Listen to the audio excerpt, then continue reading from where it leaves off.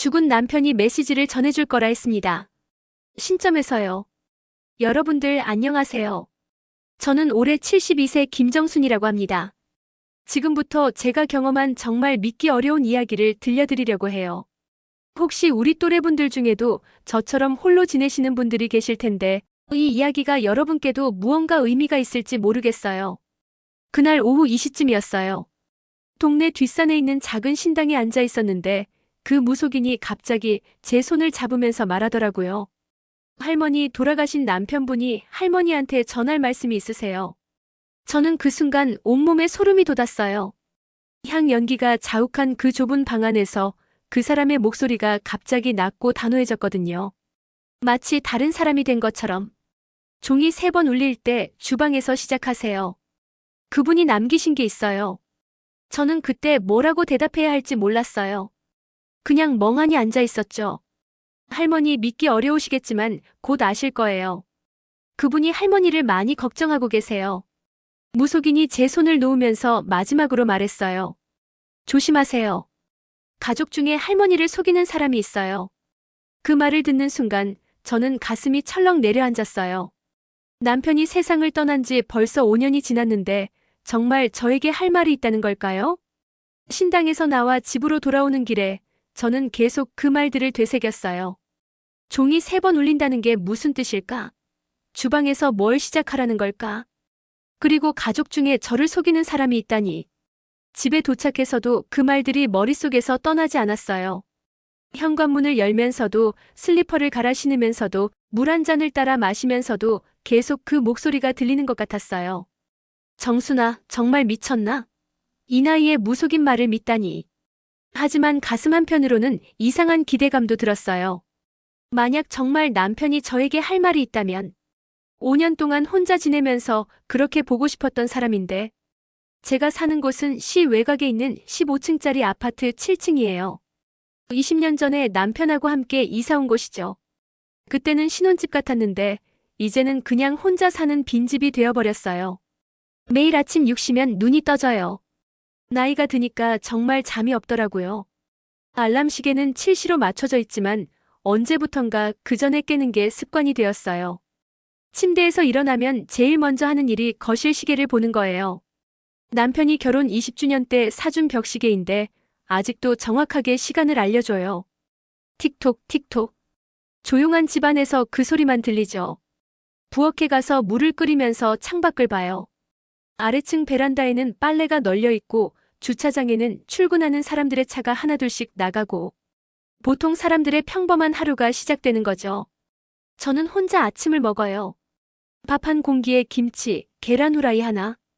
가끔은 남편 목까지 차려놓고 싶을 때가 있어요. 그러면 마치 그 사람이 아직 여기 있는 것 같거든요. 식사 후에는 설거지를 해요. 접시 2개, 젓가락 한 쌍, 컵 하나. 금방 끝나는 일이지만 왠지 천천히 하게 되더라고요. 너무 빨리 끝내면 할 일이 없어지거든요. 오전에는 주로 TV를 봐요. 아침 뉴스, 건강정보 프로그램, 가끔은 옛날 드라마 재방송도. 하지만 집중해서 보는 건 아니에요. 그냥 소리가 나는 게 좋아서 틀어놓는 거죠. 점심 무렵이 되면 동네 산책을 나가요.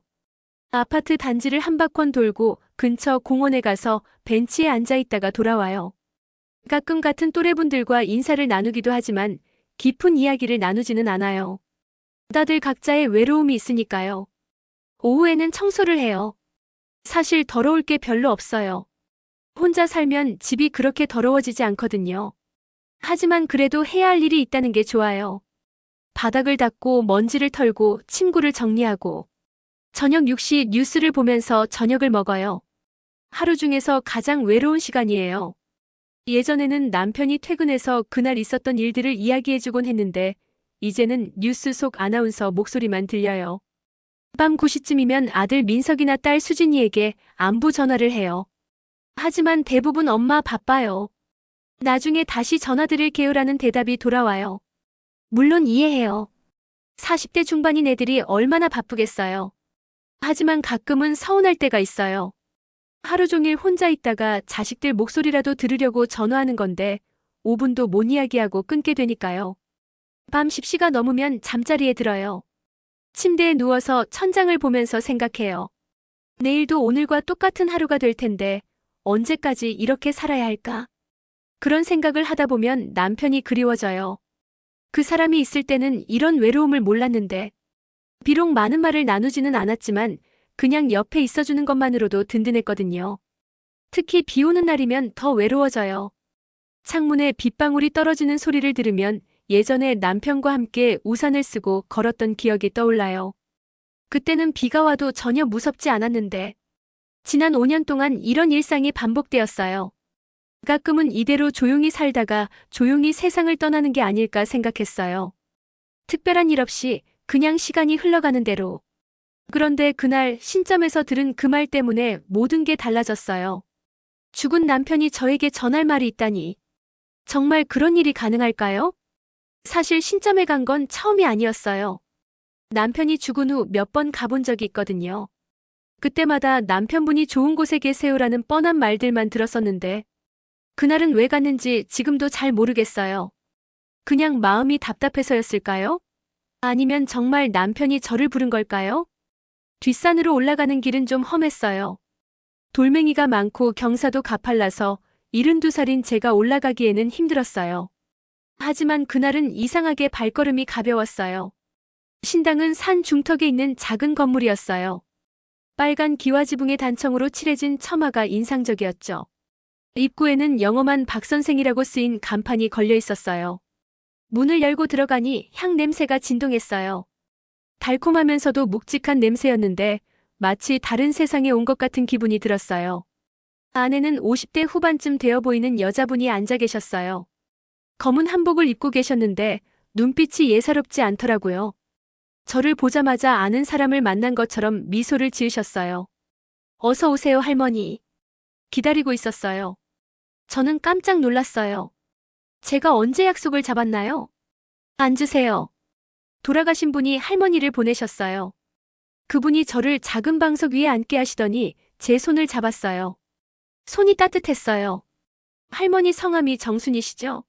그리고 돌아가신 남편분 성함이 춘우. 저는 입이 벌어졌어요. 제가 말한 적이 없는데 어떻게 아시는 거죠? 놀라지 마세요. 그분이 계속 이름을 부르고 계셔서 알았어요. 그분이 눈을 감고 뭔가에 집중하는 모습이었어요. 1분 정도 지났을까요? 갑자기 목소리가 완전히 달라졌어요. 정순아. 저는 온몸에 소름이 돋았어요. 그 목소리가 남편 목소리 같았거든요. 정확히 똑같지는 않았지만 억양이나 말하는 방식이 너무 비슷했어요. 여보, 나야. 저는 눈물이 핑 돌았어요. 설마 정말. 나는 잘 있어. 걱정 마. 그런데 너를 보니까 너무 외로워하고 있더라. 여보. 정말 당신이야? 제가 떨리는 목소리로 물었더니 그분이 고개를 끄덕였어요. 그래, 나야. 내가 너한테 전할 말이 있어서 이렇게 왔어. 무슨 말을? 먼저 미안해. 당신을 혼자 두고 가서. 매일 보고 있는데 너무 외로워하길래 마음이 아팠어. 저는 참았던 눈물이 터져나왔어요. 5년 동안 누구에게도 털어놓지 못했던 외로움과 그리움이 한꺼번에 쏟아져 나오는 것 같았어요. 그런데 여보, 당신한테 중요한 얘기가 있어. 잘 들어. 그분의 목소리가 더욱 진지해졌어요. 종이 3번 울릴 때를 기다려. 그때 주방 서랍을 열어봐. 3번째 서랍 맨 뒤쪽에 내가 숨겨둔 게 있어. 뭘 숨겨뒀는데? 나중에 알게 될 거야. 그리고 여보, 조심해. 우리 가족 중에 당신을 속이는 사람이 있어. 특히 돈 문제로. 저는 가슴이 철렁했어요. 돈 문제라니 무슨 말인가요? 누가 나를 속인다는 거야? 지금은 말할 수 없어. 하지만 내가 남긴 걸 보면 알게 될 거야. 그때까지 아무한테도 말하지 마. 여보, 좀 더 자세히. 그때 갑자기 그분이 몸을 떨더니 눈을 떴어요. 아까와는 완전히 다른 표정이었어요. 할머니, 괜찮으세요? 많이 놀라셨죠? 저는 아직도 믿기지 않았어요. 방금 전의 일이 꿈이었을까요? 선생님, 지금 제 남편이 정말 온 거예요? 네, 그분이 할머니한테 전하고 싶은 말씀이 많으셨어요. 특히 걱정이 많으시더라고요. 종이 3번 울린다는 게 무슨 뜻이에요? 글쎄요, 저도 정확히는 모르겠어요. 하지만 할머니께서 알게 되실 거예요. 그분이 분명히 신호를 보내주실 테니까. 그리고 가족 중에 저를 속이는 사람이 있다고 했는데, 할머니, 그건 조심스러운 문제예요. 지금 당장 의심하지 마시고 그분이 말씀하신 걸 먼저 찾아보세요. 그분이 제 손을 다시 잡으면서 말했어요. 할머니, 돌아가신 분들이 이렇게 메시지를 전하는 경우는 정말 드물어요. 보통은 정말 중요한 일이 있을 때만 그래요. 중요한 일이라니. 지금은 잘 모르시겠지만 곧 아실 거예요. 그리고 할머니, 너무 외로워하지 마세요. 그분이 계속 지켜보고 계시니까. 신당을 나올 때 저는 머릿속이 복잡했어요. 정말 남편이 온 걸까요? 아니면 제가 너무 외로워서 그런 걸까요? 하지만 한 가지는 분명했어요. 그분이 말한 남편의 목소리와 말투가 너무나 생생했다는 것. 그리고 제가 혼자만 알고 있는 것들을 정확히 맞췄다는 것. 집으로 돌아오는 길에 저는 계속 생각했어요. 종이 3번 울린다는 게 무슨 뜻일까? 주방 서랍에 뭐가 숨겨져 있을까? 그리고 가족 중에 누가 저를 속이고 있다는 걸까? 특히 마지막 말이 계속 신경 쓰였어요. 돈 문제로 저를 속이는 가족이 있다니. 민석이? 수진이? 아니면 며느리나 사위? 하지만 동시에 이상한 기대감도 들었어요. 만약 정말 남편이 저에게 뭔가를 남겨뒀다면 그건 저만을 위한 특별한 선물일 테니까요. 집에 도착해서 제일 먼저 한 일이 주방으로 가는 것이었어요. 3번째 서랍을 열어봤지만 평상시와 다른 건 없었어요. 수저, 젓가락, 각종 주방용품들만 있었죠. 맨 뒤쪽까지 뒤져봤지만 특별한 건 없었어요. 혹시 다른 서랍일까 싶어서 모든 서랍을 다 열어봤지만 역시 마찬가지였어요. 아직 때가 안 된 건가? 저는 혼잣말을 하면서 거실로 돌아왔어요. 그리고 벽시계를 봤어요. 오후 4시 30분. 평소보다 시간이 빨리 가는 것 같았어요. 그날 저녁 저는 유난히 주방 근처에 오래 머물렀어요. 혹시 무슨 신호라도 오지 않을까 해서요. 하지만 아무 일도 일어나지 않았어요. 잠자리에 들기 전 저는 남편 사진을 오랫동안 바라봤어요. 여보, 정말 당신이 온 거야? 아니면 내가 너무 보고 싶어서 착각한 걸까? 사진 속 남편은 여전히 환한 미소를 짓고 있었어요. 마치 기다려봐, 곧 알게 될 거야 라고 말하는 것 같았어요. 다음 날 오후 딸 수진이가 찾아왔어요. 평소보다 일찍 왔길래 무슨 일인가 했는데 얼굴이 심각하더라고요. 엄마, 어제 어디 갔다 오셨어요? 저는 깜짝 놀랐어요. 어떻게 알았을까요? 왜? 내가 어디 갔다고? 아니, 동네 김 아줌마가 엄마를 뒷산에서 봤다고 하더라고요. 무속인한테 갔다 오신 거죠? 저는 잠시 망설였어요. 말해야 할까 말지 말까? 하지만 숨길 필요도 없을 것 같아서 솔직하게 말했어요. 응, 갔다 왔어. 수진이의 얼굴이 확 굳어졌어요. 엄마, 이 나이에 왜 그런 데를 가세요? 무속인이 뭔 도움이 된다고. 수진아, 나는 그냥. 엄마, 요즘 그런 데서 노인분들, 돈 뜯어내는 사기꾼들이 얼마나 많은지 아세요? 뉴스에서도 맨날 나오잖아요. 저는 기분이 상했어요. 제가 그렇게 어리석은 사람으로 보이나요? 수진아, 나는 돈 뜯기러 간 게 아니야. 그냥 뭐예요? 아버지 보고 싶어서요? 엄마, 아버지는 돌아가셨어요. 무속인이 뭐라고 하든 아버지가 다시 살아오는 건 아니에요. 그 말을 듣는 순간 가슴이 미어졌어요. 물론 수진이 말이 맞아요. 하지만 왜 이렇게 차갑게 말하는 걸까요? 수진아, 나도 알아.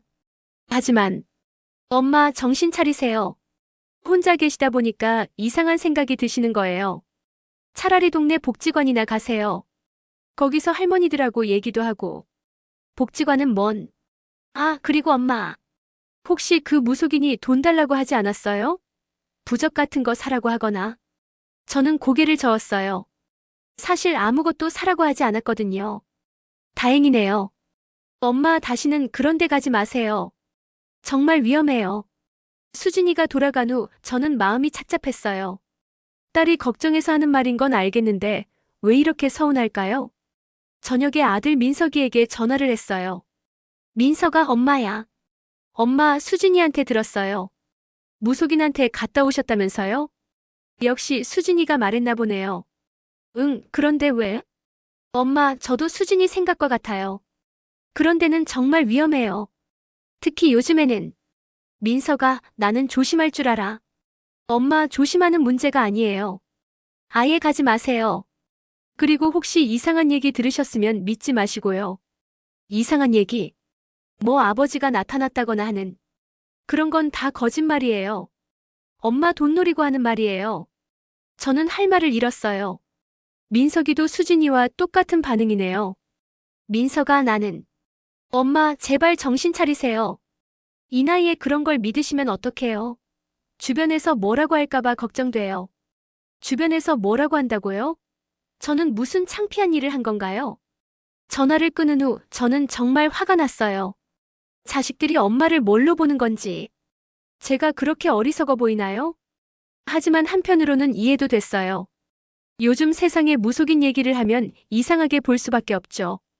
특히 제 자식들 같은 세대는 더더욱. 다음 날 며느리 영희가 장을 봐주러 왔어요.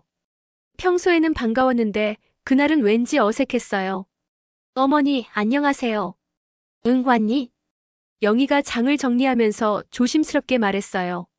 어머니, 민석이가 그러는데 요즘 어디 이상한 데 다니신다고요? 저는 한숨이 나왔어요. 온 가족이 다 알고 있네요. 이상한 데가 어디야? 아, 뭐. 그런데 말이에요. 전 보는 데나. 영희야, 너도 그렇게 생각하니? 어머니, 저는 어머니가 하시고 싶은 건 하셔도 된다고 생각해요. 하지만 조심하셔야죠. 요즘에는 영희도 결국 같은 말이네요. 조심하라고. 어머니, 혹시 그분이 뭔가 사라고 하지 않았어요? 부적이나 국 같은 거? 아니야, 그런 건 없었어. 다행이에요. 그런 분들이 처음에는 공짜로 해주다가 나중에 비싼 걸 사라고 하거든요. 저는 점점 기분이 안 좋아졌어요. 왜 모든 사람이 제가 속을 거라고 생각하는 걸까요? 그날 저녁 저는 혼자 생각해봤어요. 정말 제가 잘못 생각하고 있는 걸까요? 무속인이 한 말이 다 거짓말일까요? 하지만 그때 기억이 났어요. 그분이 남편 이름을 정확히 알고 있었던 것. 그리고 그 목소리와 말투. 제가 상상으로 만들어낼 수 있는 게 아니었어요. 여보, 정말 당신이 온 거라면 빨리 신호를 보내줘. 온 가족이 나를 이상한 사람 취급하고 있어. 저는 남편 사진에 대고 속삭였어요. 그때 갑자기 시계 소리가 들렸어요. 벽시계가 시간을 알리는 소리였는데 평소보다 크게 들리는 것 같았어요. 땅땅땅. 3번 울렸어요. 밤 9시를 알리는 종소리였죠. 저는 가슴이 두근거렸어요. 혹시 이게 신점에서 말한 그 신호일까요? 하지만 평소에도 시계는 매시간 종을 쳤으니까 특별한 건 아닐 거예요. 하지만 왠지 모르게 주방으로 발걸음이 향했어요. 3번째 서랍을 다시 열어봤지만 역시 평상시와 같았어요. 아직 때가 아닌가 보네. 저는 실망하면서 거실로 돌아왔어요. 하지만 마음 한편에는 여전히 기대감이 남아 있었어요. 자식들이 뭐라고 하든 저는 느낌이 있었거든요. 정말 뭔가 일어날 것 같은 예감이. 그날 밤 저는 유난히 잠이 오지 않았어요. 자꾸만 신점에서 들은 말들이 머릿속을 맴돌았거든요. 침대에 누워서 천장을 바라보는데 바람 소리가 들렸어요. 창문을 닫았는데도 어디선가 새근새근 소리가 나는 것 같았어요. 시계를 보니 새벽 2시였어요. 평소 같으면 깊게 잠들어 있을 시간인데 그날은 왜 이렇게 잠이 안 올까요? 뒤척이다가 물을 마시러 부엌에 갔어요. 컵에 물을 따르면서 문득 이상한 냄새가 났어요. 뭔가 탄 냄새 같기도 하고 기름 냄새 같기도 하고. 어디서 이런 냄새가 나지? 저는 가스레인지를 확인해 봤어요. 완전히 꺼져 있었어요. 밥솥도 전자레인지도 모두 정상이었어요. 하지만 그 냄새는 계속 났어요. 특히 3번째 서랍 근처에서 더 진하게 나는 것 같았어요. 서랍을 열어봤지만 역시 이상한 건 없었어요. 하지만 냄새는 여전했어요. 이상하네. 물을 마시고 다시 침실로 돌아왔는데 그때 갑자기 시계 소리가 들렸어요. 땅. 1번 울렸어요. 새벽 3시를 알리는 소리겠지만 왜 1번만 울렸을까요? 평소에는 분명히 3번씩 울렸는데 잠깐 기다렸더니 또 울렸어요. 땅. 2번째. 그리고 잠시 후. 땅. 3번째 종소리가 울렸어요. 하지만 이상했어요. 보통은 한 번에 3번 연달아 울리는데 그날은 중간중간 간격이 있었어요. 혹시. 저는 가슴이 두근거렸어요. 신점에서 들은 말이 떠올랐거든요. 종이 3번 울릴 때 다시 부엌으로 갔어요. 이번에는 더 자세히 3번째 서랍을 뒤져봤어요. 맨 뒤쪽까지 구석구석. 그때 손가락 끝에 뭔가 걸렸어요.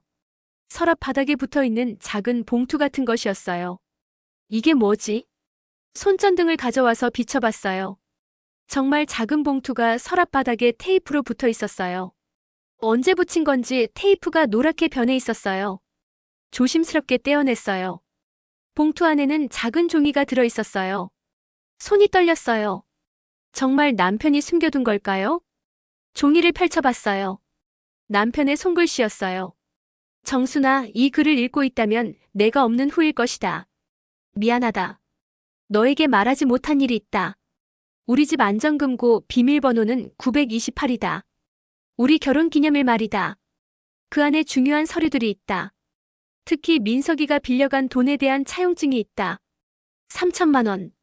그 아이가 아직 모르고 있을 텐데 나는 너에게 부담 주기 싫어서 말하지 않았다. 하지만 만약 내가 없다면 너는 알 권리가 있다. 그리고 정순아, 나는 정말 너를 사랑했다. 혼자 남겨둬서 미안하다. 마이너스. 저는 그 순간 온몸이 얼어붙었어요. 민석이가 돈을 빌려갔다고요? 3천만 원을? 그리고 안전금고가 어디에 있는지도 몰랐어요. 남편이 안전금고를 만들었다는 것도 처음 듣는 얘기였거든요. 928. 우리 결혼 기념일이에요. 9월 28일. 종이를 다시 읽어봤어요. 분명히 남편 손글씨였어요. 그 특유의 각진 글씨체를 제가 모를 리 없죠. 그런데 민석이가 왜 이런 얘기를 안 했을까요? 3천만 원이면 적은 돈이 아닌데. 갑자기 며칠 전 신점에서 들은 말이 떠올랐어요. 가족 중에 할머니를 속이는 사람이 있어요. 설마 민석이가? 아니에요. 아들이 그럴 리는 없어요. 분명히 다른 이유가 있을 거예요. 하지만 가슴 한편이 불안했어요. 만약 정말 민석이가 이 사실을 숨기고 있다면 그때 갑자기 현관문 소리가 들렸어요. 누군가 문고리를 돌리는 소리였어요. 새벽 3시 15분에 누가 올까요? 저는 조용히 현관으로 가서 문구멍으로 봤어요. 하지만 아무도 보이지 않았어요. 이상하네. 문을 열어보려다가 멈췄어요. 혹시 누군가 숨어 있는 건 아닐까요? 다시 문구멍으로 봤지만 아무도 없었어요. 바람 때문에 소리가 난 걸까요? 저는 남편의 쪽지를 꼭 쥐고 거실로 돌아왔어요. 이제 뭘 해야 할까요? 일단 안전금고를 찾아야겠어요. 비밀번호도 알았으니까. 하지만 어디에 있을까요? 그리고 민석이와는 어떻게 얘기해야 할까요? 3천만 원을 빌려간 사실을 왜 숨겼는지. 새벽 공기가 갑자기 차갑게 느껴졌어요. 마치 누군가 지켜보고 있는 것 같은 기분이 들었어요. 창밖을 봤지만 아무것도 보이지 않았어요. 하지만 이상한 예감이 들었어요. 뭔가 큰일이 일어날 것 같은. 시계를 봤어요.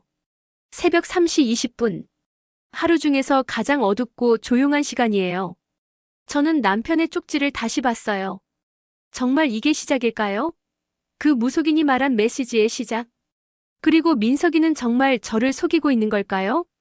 불안한 마음에 남편 사진을 봤어요. 여보, 이제 뭘 해야 하지? 당신이 남긴 메시지를 찾았는데. 무서워. 사진 속 남편은 여전히 미소를 짓고 있었지만 왠지 그 미소가 평소와 달라 보였어요. 마치 이제 시작이야라고 말하는 것 같았어요. 저는 그날 밤 결국 잠을 이루지 못했어요. 계속 그 쪽지 내용이 머릿속을 맴돌았거든요. 동이틀 무렵 저는 결심했어요. 오늘 안전금고를 찾아야겠다고. 그리고 진실이 무엇인지 알아내야겠다고. 하지만 그때는 몰랐어요. 이게 정말 시작에 불과하다는 걸. 그리고 앞으로 제가 경험하게 될 일들이 얼마나 충격적일지. 그때는 몰랐습니다. 진짜 시작은 아직 열리지도 않았다는 걸.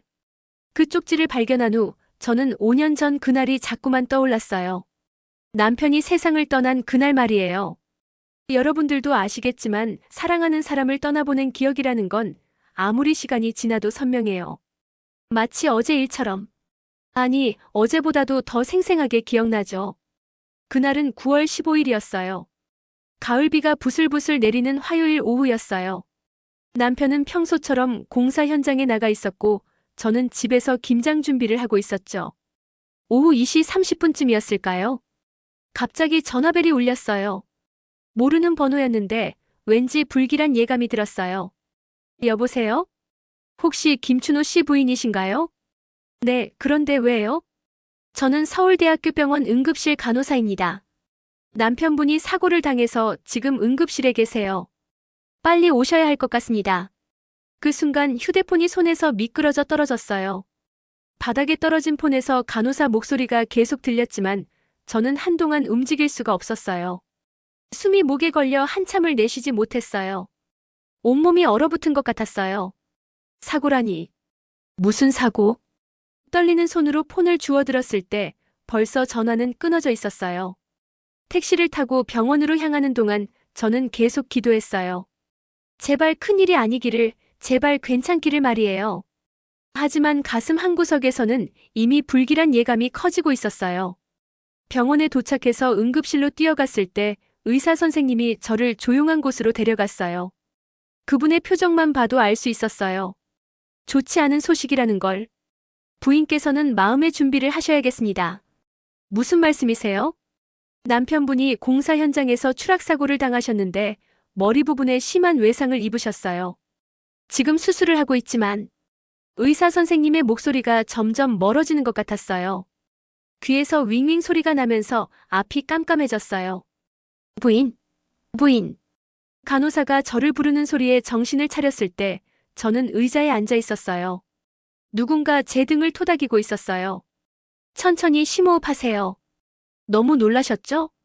수술실 앞에서 기다리는 4시간이 평생에서 가장 긴 시간이었어요. 빨간 불이 꺼지기만을 기다리면서 저는 온갖 생각을 다 했어요. 남편과 처음 만났던 날 결혼식 때 서툴게 넥타이를 매주던 모습, 민석이와 수진이가 태어났을 때 기뻐하던 얼굴, 작년 생일에 케이크를 사들고 와서 어색하게 웃던 모습까지. 그 모든 기억들이 주마등처럼 스쳐 지나갔어요. 오후 7시가 넘어서야 수술실 문이 열렸어요. 의사 선생님이 나오는데 표정이 어둡더라고요. 수술은 마쳤습니다만. 네. 상태가 많이 좋지 않습니다. 의식을 되찾을 가능성이 희박해요. 가족분들을 부르세요. 그때부터는 기억이 흐릿해요. 민석이와 수진이에게 연락하고 중환자실에서 남편을 본 것까지는 기억나는데 그 다음은 잘 모르겠어요. 중환자실 침대에 누워있는 남편을 봤을 때 저는 그 사람이 제 남편이 맞나 싶었어요. 온통 붕대로 감싸여 있고 온몸에 줄들이 연결되어 있고 기계 소리만 삐삐 울리고 있었어요. 여보. 제가 부르는 소리에 남편의 눈꺼풀이 살짝 떨렸어요. 혹시나 해서 손을 잡았더니 아주 약하게 손가락이 움직이는 것 같았어요. 여보 나야. 정순이야. 들려? 남편이 입술을 살짝 움직였어요. 뭔가 말하려는 것 같았지만 소리는 나지 않았어요. 괜찮아 말하지 마. 나는 여기 있어. 그때 남편이 저를 바라봤어요. 가까스로 눈을 뜨고 저를 똑바로 바라보는 거예요. 그 눈빛을 저는 평생 잊을 수 없어요. 슬픔도 아픔도 아닌 그냥 사랑이었어요. 마지막까지 저를 사랑한다는 눈빛이었어요. 남편의 손이 제 손을 꼭 쥐었어요. 힘은 거의 없었지만 분명히 쥐었어요. 마지막 작별 인사였던 것 같아요. 그리고 3일 후 남편은 조용히 눈을 감았어요. 새벽 5시 20분이었어요. 제가 평생 일어나던 그 시간에 마지막 순간에도 저는 남편 곁에 있었어요. 손을 잡고 있었어요. 기계 소리가 길게 울리면서 모든 게 끝났어요. 여보 고생했어. 이제 편히 쉬어. 그 말을 하면서도 믿어지지 않았어요. 정말 이렇게 끝인가 싶어서. 장례식장에서 3일을 보내는 동안 수많은 사람들이 와서 위로해줬어요.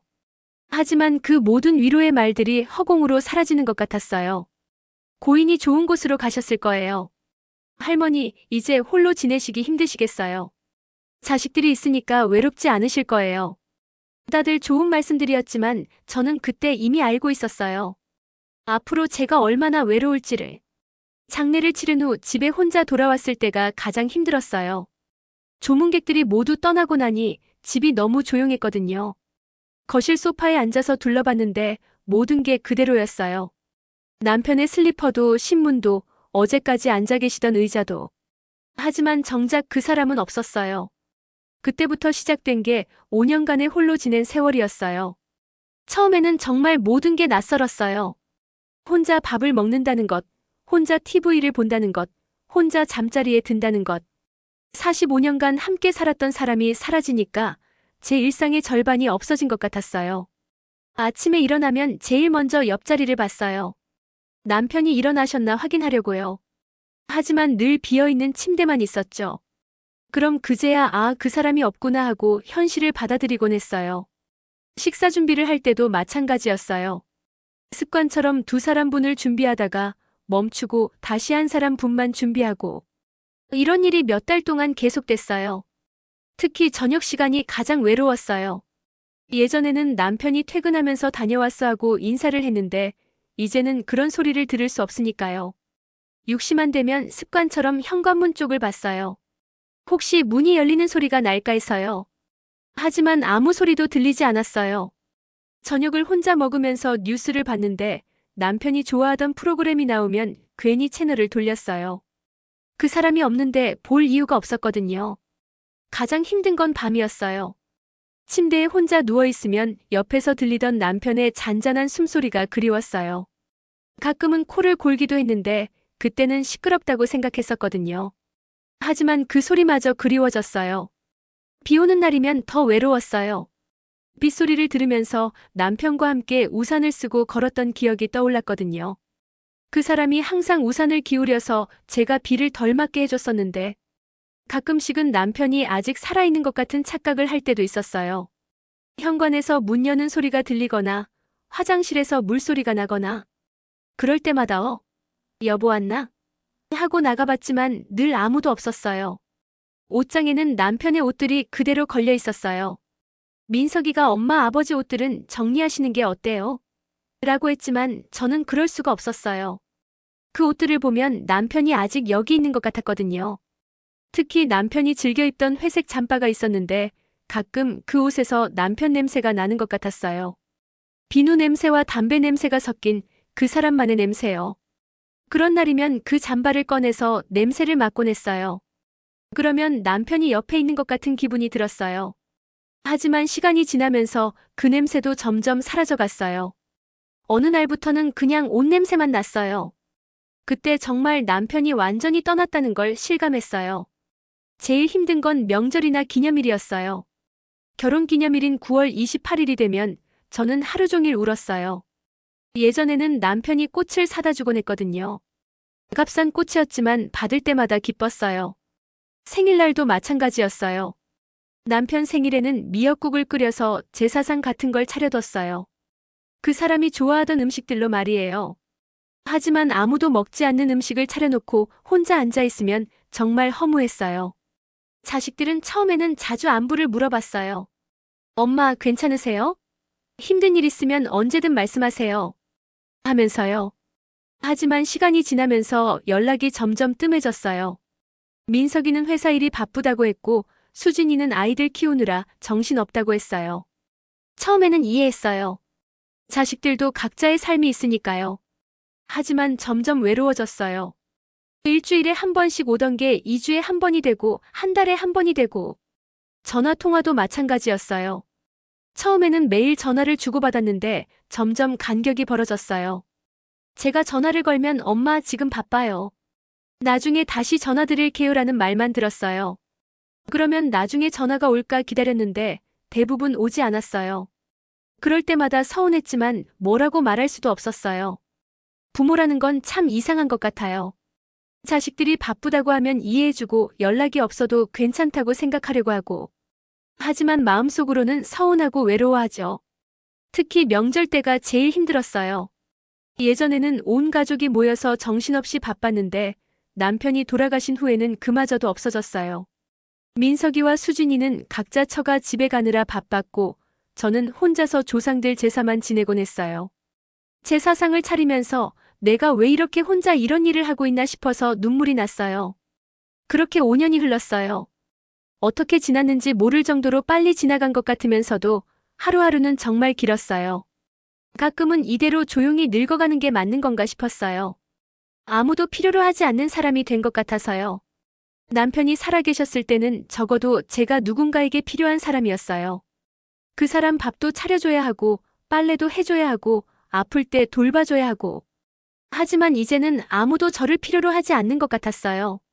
자식들은 각자의 가정이 있고, 손주들은 저보다 게임이나 스마트폰이 더 재미있어 하고. 그런 생각을 하면서 하루하루를 버티고 있었는데, 그 신점에서 들은 말 때문에 모든 게 달라진 거예요. 죽은 남편이 저에게 전할 말이 있다니. 처음에는 믿기 어려웠지만 점점 그 말이 사실일지도 모른다는 생각이 들었어요. 5년 동안 그리워하던 그 사람이 정말 저에게 뭔가 말하고 싶어 한다면 그건 정말 기적 같은 일일 거예요. 신점에서 돌아온 후 가족들의 반응을 보면서 저는 정말 서운했어요. 왜 다들 그렇게 차갑게 반응하는 걸까요? 민석이가 전화로 엄마 정신 차리세요라고 했을 때 저는 정말 화가 났어요. 제가 뭔가 잘못된 사람처럼 말하는 것 같아서요. 민석아, 나는 정신이 멀쩡해. 엄마 무속인 말을 믿는 게 정신이 멀쩡한 거예요? 주변에서 뭐라고 할지 생각 안 해보세요? 주변에서 뭐라고 한다고요? 저는 무슨 부끄러운 일을 한 건가요? 민석아, 나는 아무한테도 피해주지 않았어. 그냥 내 마음이 편해지고 싶어서 간 거야. 엄마, 그런 걸로는 마음이 편해지지 않아요. 오히려 더 이상한 생각만 들게 돼요. 이상한 생각이라니. 남편을 그리워하는 게 이상한 일인가요? 수진이도 마찬가지였어요. 찾아와서 하는 말이 엄마 그런데 다니지 마세요. 사기꾼들이에요였어요. 수진아, 나는 사기를 당한 게 아니야. 엄마 지금은 안 당했을 수도 있어요. 하지만 계속 가면 분명히 돈 달라고 할 거예요. 부적 사라고 하고 굿 해달라고 하고. 그런 얘기는 전혀 없었어. 지금은 없었을 거예요. 하지만 나중에는 분명히 그럴 거예요. 수진이는 아예 제가 속을 거라고 단정하고 있었어요. 제가 그렇게 어리석어 보이나요? 며느리 영희는 더 직설적이었어요. 어머니, 요즘 세상에 그런 걸 믿으시면 안 돼요. 다 가짜예요. 영희야, 너는 어떻게 알아? 어머니, 과학적으로 말이 안 되잖아요. 죽은 사람이 살아있는 사람한테 메시지를 보낸다니. 과학적으로 말이 안 된다고요. 세상에는 과학으로 설명할 수 없는 일들도 있는 거 아닌가요? 가장 서운했던 건 손주들의 반응이었어요. 유나한테 할머니가 신점에 다녀왔다는 얘기를 했더니 고개도 들지 않고 스마트폰만 보면서 할머니, 그게 뭐예요? 게임하는 데라고 했어요. 도윤이도 마찬가지였어요. 할머니, 그런 거 믿어요? 요즘 세상에? 하면서 비웃는 것 같았어요. 저는 그때 깨달았어요. 가족이 가까이 있어도 마음은 멀리 떨어져 있다는 걸. 자식들은 제가 외롭다는 걸 몰라요. 5년 동안 혼자 지내면서 얼마나 남편이 그리웠는지, 얼마나 외로웠는지 전혀 이해하지 못해요. 그들에게는 아버지의 죽음도 이미 지난 일이에요. 슬퍼하는 기간이 지났으니까 이제 잊고 살아야 한다고 생각하는 거예요. 하지만 저에게는 어제 일 같아요. 아니, 어제보다도 더 생생해요.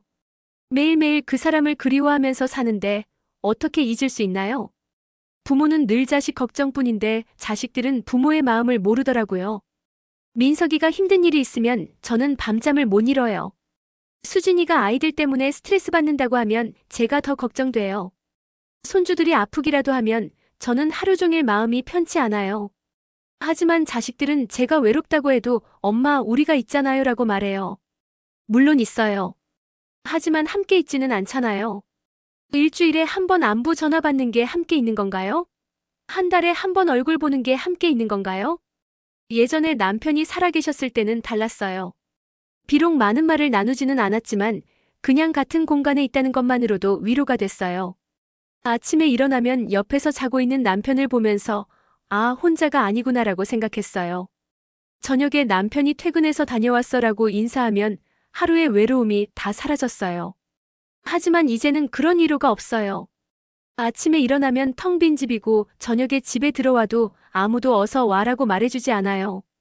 자식들한테 이런 얘기를 하면 엄마 너무 우울하게 생각하지 마세요.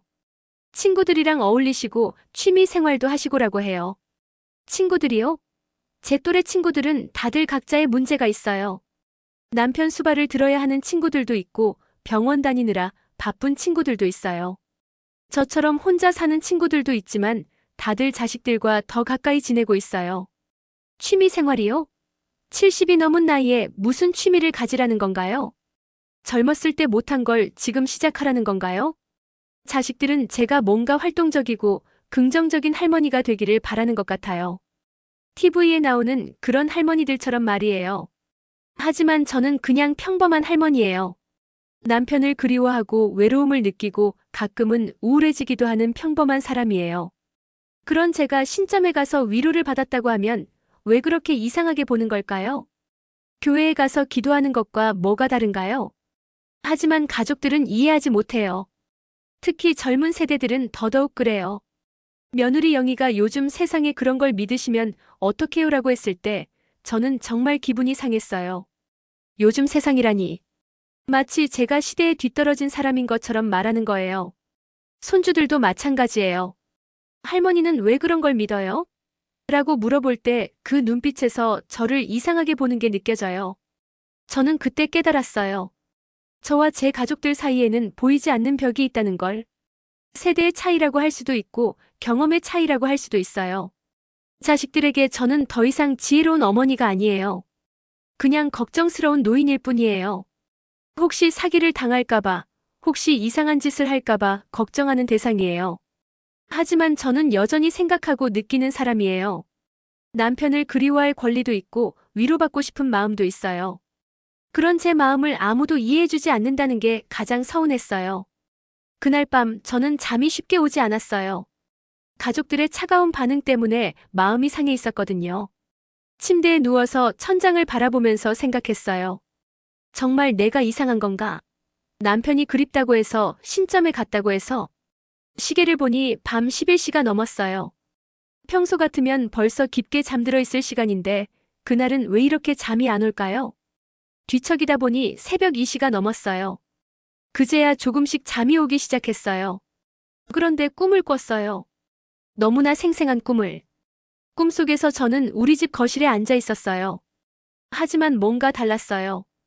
햇빛이 너무 밝게 들어오고 있었거든요. 마치 봄날 오후 같은 따뜻한 햇살이었어요. 그때 현관문이 열리는 소리가 들렸어요. 다녀왔어. 익숙한 목소리였어요. 남편 목소리였어요. 저는 깜짝 놀라서 현관 쪽을 봤어요. 정말 남편이 서 있었어요.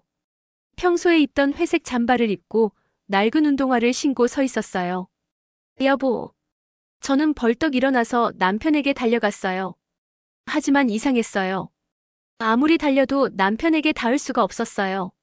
마치 그 사람이 점점 멀어지는 것 같았어요. 여보, 어디 갔다 온 거야? 왜 이렇게 늦어? 남편이 저를 바라봤어요. 그 눈빛이 참 따뜻했어요. 살아계실 때와 똑같은 눈빛이었어요. 여보, 미안해. 늦어서. 괜찮아, 괜찮아. 돌아왔으면 됐지. 남편이 소파에 앉더니 저를 보면서 말했어요. 여보, 혼자 지내느라 힘들었지? 응, 정말 힘들었어. 너무 그리웠어.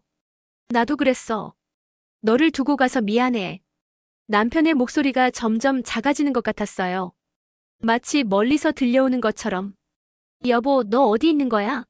언제 다시 올 거야? 여보, 나는 항상 내 곁에 있어. 정말, 정말 곁에 있어? 응, 내가 외로워할 때마다, 내가 그리울 때마다 나는 거기 있어. 그때 남편이 갑자기 진지한 표정이 됐어요. 여보, 내가 너한테 할 말이 있어. 무슨 말? 곧, 너는 알게 될 거야. 뭘 알게 된다고? 주방, 서랍에. 남편의 목소리가 점점 희미해졌어요. 여보, 뭐라고? 잘 안 들려. 서랍에. 내가 숨겨둔. 여보, 여보. 저는 남편을 부르며 손을 뻗었어요. 하지만 남편의 모습이 점점 흐려지더니 사라져버렸어요. 여보. 저는 소리를 지르며 잠에서 깼어요. 온몸이 식은땀으로 젖어 있었어요. 꿈이었어요. 하지만 너무나 생생한 꿈이었어요. 남편의 목소리, 얼굴, 심지어 냄새까지 다 기억이 났어요. 시계를 보니 새벽 4시였어요. 밖은 아직 깜깜했고 집안은 조용했어요. 저는 침대에서 일어나 거실로 갔어요. 혹시나 해서 남편이 앉아있던 소파를 봤지만 당연히 아무도 없었어요. 하지만 이상한 느낌이 들었어요. 방금 전까지 누군가 여기 있었던 것 같은 느낌이었어요. 주방 서랍이라는 말이 계속 머릿속에 맴돌았어요. 신점에서 들은 말과 똑같았어요. 혹시나 해서 주방으로 갔어요. 세 번째 서랍을 열어봤지만 평상시와 다른 건 없었어요. 내가 정말 이상해지는 건가? 저는 혼잣말을 하면서 거실로 돌아왔어요. 하지만 남편의 목소리가 계속 들리는 것 같았어요. 여보, 꽃, 주방, 서랍에. 꿈이었지만 너무 생생했어요. 정말 남편이 저에게 뭔가 말하려고 했던 것 같았어요. 다시 침대로 돌아갔지만 잠이 오지 않았어요. 계속 그 꿈이 생각났거든요. 혹시 정말 남편이 저에게 나타난 걸까요? 아니면 제가 너무 그리워해서 꿈을 꾼 걸까요? 하지만 신점에서 들은 말과 꿈속에서 들은 말이 똑같다는 건 우연이 아닌 것 같았어요. 동이틀 무렵까지 잠을 이루지 못했어요. 계속 남편 생각만 했어요. 그 사람이 정말 저에게 뭔가 전하려고 하는 건 아닐까요? 아침에 일어나서도 그 꿈이 계속 생각났어요. 특히 남편이 마지막에 한 말이 자꾸 떠올랐어요. 서랍에 내가 숨겨둔 뭘 숨겨뒀다는 걸까요? 정말 주방 서랍에 뭔가 있는 걸까요? 하지만 이미 몇 번이나 확인해봤는데 특별한 건 없었어요. 그냥 평범한 주방용품들만 있었죠. 낮에도 그 생각이 계속 들었어요. 혹시 제가 놓친 게 있는 건 아닐까요? 저녁에 다시 주방 서랍을 뒤져봤어요. 이번에는 더 자세히 구석구석 살펴봤어요. 그런데 정말 이상했어요. 세 번째 서랍 바닥에서 뭔가 걸리는 게 있었거든요. 이게 뭐지? 손으로 만져보니 작은 봉투 같은 게 테이프로 붙어 있었어요. 평소에는 몰랐는데 이상하네요. 조심스럽게 떼어내서 봤어요. 정말 작은 봉투였어요. 그 안에 종이가 하나 들어 있었고요. 펼쳐봤더니 남편의 손글씨였어요. 분명히 남편이 쓴 글씨였어요. 그 순간 저는 온몸이 떨렸어요. 정말 남편이 뭔가 숨겨둔 거였어요.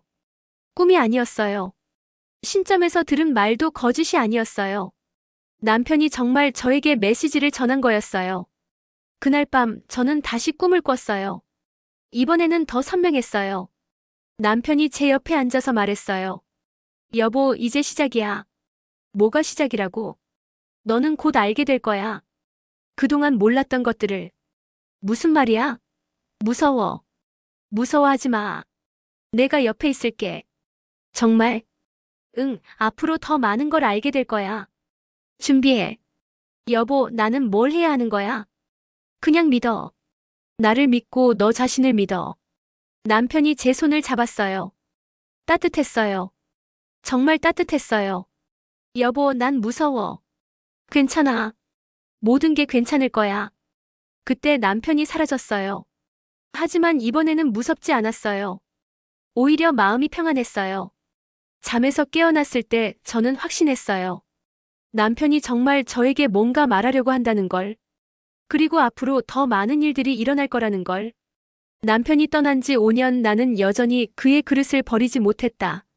여러분들도 이해하시겠지만 사랑하는 사람이 떠나면 그 사람의 물건들을 정리한다는 게 쉽지 않아요.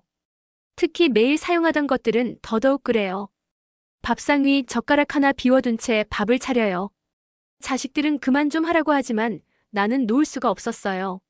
엄마, 또 아버지 밥상 차렸어요? 손주 유나가 고개를 저으며 말했어요. 아이 눈에는 이상하게 보일 거예요. 할머니가 없는 사람 밥까지 차리는 게. 하지만 저는 대답 대신 젓가락을 가지런히 놓고 눈을 감았어요. 그래야 남편이 아직 여기 있는 것 같았거든요. 좁은 부엌 찬장에는 남편의 낡은 밥그릇과 숟가락이 그대로 있었어요. 다른 그릇들은 모두 쓰다가 깨지거나 바뀌었는데 그것들만은 그대로였어요. 특히 남편이 즐겨 쓰던 녹그릇이 있었는데 결혼할 때 시어머니가 물려주신 거였어요. 손때가 많이 묻어서 반들반들했죠. 어머니, 이제 그만 정리하세요. 아버지도 그걸 바라지 않으실 거예요. 민석이가 찾아와서 그런 말을 할 때마다 가슴이 답답했어요. 그 아이는 모르는 거예요. 제가 왜 그 그릇들을 둬야 하는지. 아침마다 그 그릇에 밥을 담고 국을 떠놓고 반찬을 올려놓으면 남편이 잘 먹겠습니다 하고 인사하던 목소리가 들리는 것 같았거든요. 물론 실제로 누가 먹지는 않아요. 저녁에 되면 그대로 차려진 밥상을 치우죠. 하지만 그 시간만큼은 혼자가 아닌 것 같았어요. 수진이는 더 직설적이었어요. 엄마, 이런 식으로 하면 엄마만 더 힘들어져요. 아버지는 이미 좋은 곳으로 가셨어요. 좋은 곳으로 갔다고요? 그럼 저는 어디에 있는 건가요? 혼자 남겨진 이곳이 좋은 곳인가요? 하지만 이런 말을 하면 자식들은 더 걱정할까봐 말하지 않았어요. 그냥 응, 알겠다고만 했어요. 어느 날은 며느리 영희가 설거지를 도와주면서 말했어요. 어머니, 아버지 그릇들 좀 정리하시는 게 어때요? 매일 이렇게 해놓으시면. 영희야, 그냥 둬. 나는 이게 마음이 편해. 하지만 어머니가 계속 과거에 매여 있으시면. 과거에 매여 있다고요? 45년을 함께 산 사람을 그리워하는 게 과거에 매여 있는 건가요? 저는 그때 깨달았어요. 아무도 제 마음을 이해하지 못한다는 걸. 자식들에게 아버지의 죽음은 이미 지난 일이지만 저에게는 매일매일 새로운 상실이에요. 특히 아침에 일어날 때가 가장 힘들어요. 잠깐 꿈인 줄 알고 여보 일어나라고 부르다가 옆자리가 비어있는 걸 보면 현실이 돌아와요. 그런 아침마다 저는 남편 목까지 차려놓고 혼자 잘 먹겠습니다라고 인사했어요. 그러면 어디선가 남편이 응, 맛있게 먹어라고 대답해주는 것 같았거든요. 물론 환상이에요. 제가 너무 그리워해서 만들어낸 환상이라는 걸 알아요. 하지만 그 환상이라도 있어야 하루를 시작할 수 있었어요. 손주 도윤이는 가끔 물어봤어요. 할머니, 할아버지는 언제 와요? 도윤아, 할아버지는 하늘나라에 가셨어. 그럼 언제 돌아와요? 아이의 순수한 질문에 대답할 말이 없었어요. 어떻게 영원히 돌아오지 않는다고 말할 수 있겠어요? 도윤아, 할아버지는 우리가 보이지 않는 곳에서 우리를 지켜보고 계셔. 정말이요? 응, 정말이야. 그 말을 하면서도 저 자신이 믿고 있는지 확신이 서지 않았어요. 정말 남편이 저를 지켜보고 있는 걸까요?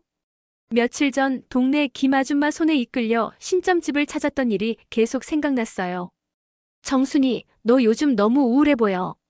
나랑 같이 가자. 김아줌마는 남편을 먼저 떠나보낸 저와 같은 처지였어요. 하지만 그분은 저보다 훨씬 밝게 지내셨어요. 아줌마, 그런 데는 왜 가요? 별거 아니야. 그냥 마음이나 달래보자고. 신점집은 동네 뒷골목에 있는 작은 한옥이었어요. 용한 점집이라는 간판이 걸려 있었는데 글씨가 바른 게 오래된 것 같았어요. 안으로 들어가니 향 냄새가 진동했어요. 50대 중반쯤 되어 보이는 여자분이 앉아 계셨는데 검은 한복을 입고 계셨어요. 어서 오세요. 앉으세요. 저는 김아줌마 뒤를 따라 방석에 앉았어요. 마음 한편으로는 내가 왜 이런 데 왔나 싶었어요. 무속인이 저를 보더니 갑자기 진지한 표정이 됐어요. 할머니, 돌아가신 분이 계시죠? 네. 남편분이시군요. 그분이 할머니를 많이 걱정하고 계세요. 저는 깜짝 놀랐어요. 제가 남편 얘기를 한 적이 없는데 어떻게 아시는 거죠? 조만간 죽은 남편이 메시지를 전할 것이오. 남편은 떠난 지 오래예요. 무슨 말도 안 되는. 믿든 말든 곧 알게 될 거요. 무속인의 목소리가 갑자기 낮아졌어요. 마치 다른 사람이 된 것 같았어요. 그분이 지금 여기 계세요. 할머니 옆에. 저는 소름이 돋았어요. 옆을 봤지만 아무도 없었어요. 뭐라고 말씀하시는 거죠? 할머니를 여보라고 부르면서 혼자 두고 가서 미안하다고 하세요. 그 순간 온몸이 얼어붙었어요. 여보라는 호칭은 남편이 저만 부르던 말이었거든요. 그리고 곧 할머니가 그분의 흔적을 찾게 될 거라고 하세요. 무슨 흔적이요? 그건 저도 모르겠어요. 하지만 분명히 찾게 되실 거예요. 무속인이 눈을 감고 뭔가에 집중하더니 다시 말했어요. 그분이 마지막으로 하시는 말씀이 정순아, 내가 곁에 있다고 하세요. 저는 그 자리에서 눈물이 났어요. 그 말투, 그 억양이 너무나 남편 같았거든요. 신점집에서 나온 후 김아줌마가 물었어요. 어때? 신기하지? 아줌마 정말 그런 일이 가능해요? 모르지. 하지만 가끔은 그런 일이 있다더라. 집에 돌아와서도 그 말들이 계속 머릿속에 맴돌았어요. 특히 여보라는 호칭이 자꾸 들리는 것 같았어요. 그날 밤 잠자리에서도 그 생각뿐이었어요.